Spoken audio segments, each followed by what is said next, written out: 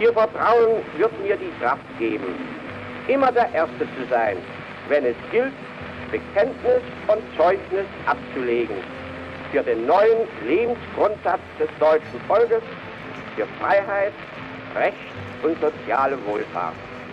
In the 21st century, we are confronted with many social problems and new challenges.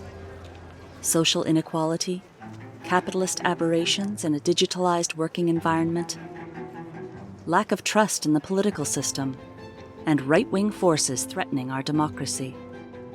What do we need in 2021 to overcome these challenges? To find an answer to this question, it is worth taking a look at the past. As a key enabler of the First German Republic, Friedrich-Ebert is one of the most important figures in the history of German democracy. He was the first German president and thus the head of state of the first German democracy, the Weimar Republic. At that time, the young democracy had to face manifold dangers that poisoned the political climate in the difficult period after the First World War. Ebert succeeded in paving the way for the Republic, defending it courageously. But who was Friedrich-Ebert, and what values does he stand for today? Friedrich-Ebert was born in Heidelberg in 1871 as the son of a tailor. He experienced a typical youth in the milieu of small craftsmen, workers, and day laborers. The situation of the working class in Imperial Germany was characterized by a daily struggle for work and for a secure livelihood.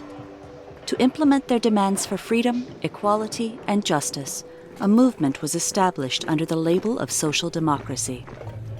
In 1878, however, when Ebert was just 7 years old, the anti-socialist law banned all social democratic organizations in the German Empire. Their supporters were arrested by the hundreds, sentenced to prison, and their newspapers banned. Many were expelled from their homes or forced into exile. Friedrich-Ebert initially came into contact with the ideals of the workers' movement when he was a journeyman. It was during this time that he became acquainted with social democratic ideas and joined the cause. After the anti-socialist law was repealed in 1890, Ebert moved by some circuitous routes to Bremen, one of the more recent hubs of social democracy, where he soon made a remarkable career in the ranks of the SPD. A few years later, he was finally elected party chairman.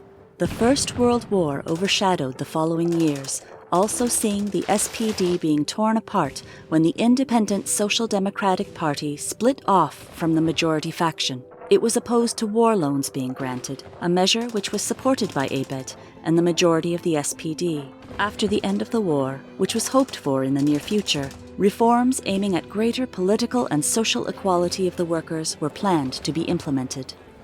When the Kiel Sailors' Mutiny of 1918 developed into a nationwide revolution, the Social Democrats categorically demanded the abdication of the German Emperor and the transfer of government. These steps were successful. The revolution sealed the end of the German Empire. On the 9th of November 1918, Chancellor Prince Max von Baden handed over the reins of government to Friedrich Ebert, the SPD chairman. For Ebert, democratic ideals were paramount, and he did everything in his power to convene a national assembly as soon as possible. Parliamentary democracy was to pave the way into the new republic. Socialist demands in society and economy were to be implemented on a democratic basis. In this respect, Ebert and the majority of the Social Democratic Party differed from the radical left, which was partly striving to establish Soviet-style council rule.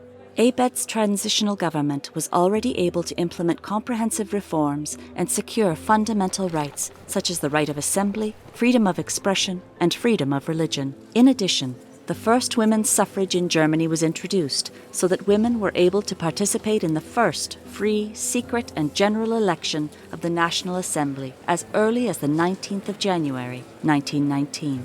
On the 6th of February, Friedrich Ebert gave the opening address at the National Assembly in Weimar, with a sizable number of female MPs in attendance.